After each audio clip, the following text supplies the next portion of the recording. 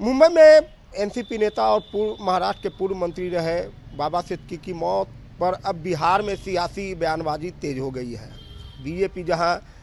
BJP के विधायक हरिभूषण ठाकुर बचौल ने कहा है कि सुशांत सिंह राजपूत और गुलशन कुमार में विपक्ष क्यों चुप थी, आज क्यों हायतौवा मचा रही है। हमारे साथ आरजेडी प्रवक्ता मृत्युंजय तिवारी है। सर, अब मुंबई में तो मौत हुई, लेकिन बिहार में देखिए, मौत किसी की भी हो, ये दुख का विषय होता है।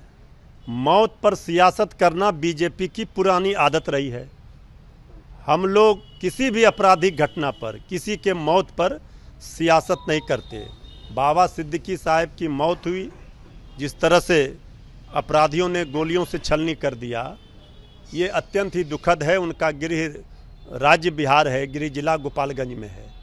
तो स्वाभाविक है हम लोग सरकार पर सवाल खड़े कर रहे हैं कि आखिर बिहार के जैसा महाराष्ट्र में भी डबल इंजन की सरकार है, तो शिंदे सरकार में कानून व्यवस्था किस कदर चौपट है। कल के इस घटना से जिस तरह बाबा सिद्दीकी जी की हत्या हुई, इससे पता चलता है महाराष्ट्र सरकार में कानून व्यवस्था नाम की कोई चीज़ नहीं रही है। सरकार तिगड़म से अपना सरकार चलाने में मग्न है और अपराधियों का हौसला बढ़ा हुआ है, मनोबल बढ़ा हुआ है।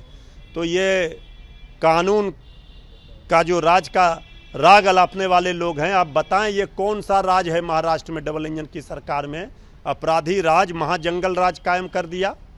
बीजेपी तो कह रही है कि आप लोग वोट की राजनीति भाई, हम लोग तो संवेदनहीनता की प्रकाष्ठा बीजेपी पार करती है। ऐसे मामलों में मौत पर सियासत नहीं करनी चाहिए।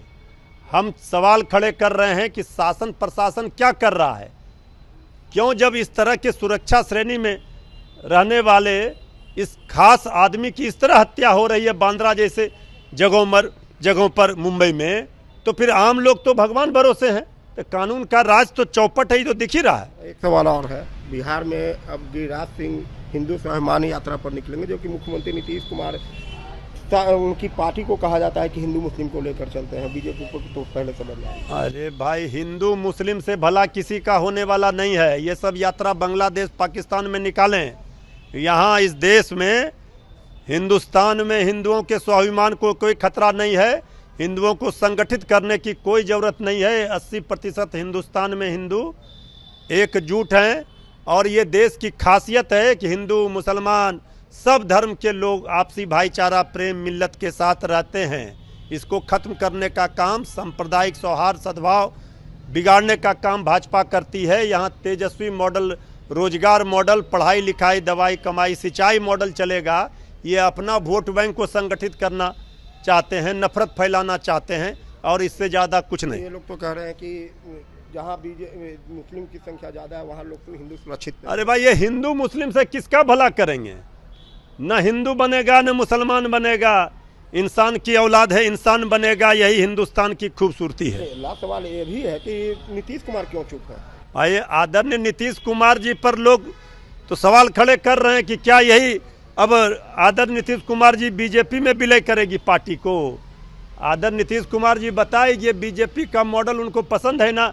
आपसी भाईचारा खत्म करना, सांप्रदायिक सौहार्द, सद्भाव सद्भावना खराब करना, ये दंगा फसाद उन्माद वाला मॉडल नीतीश कुमार जी, इसका मतलब बीजेपी में विलय करेंगे, उनके मॉडल को स्वीकार करेंगे? बताएं मुख्यमंत्री जी। तो आरजेडी अब मुख्यमंत्री से सवाल करने लगी है कि नीतीश जी बताए कि आखिर ये राज्य जिस तरह से हिंदू स्वाभिमान यात्रा पर निकल रहे हैं, तो क्या आप बीजेपी में विलय करने वाले हैं? इस तरह की जो बातें आ रही है, उस पर आप नीतीश कुमार को जवाब देना चाहिए। परमानंद सिंह, एबीपी न्यूज़, पटना।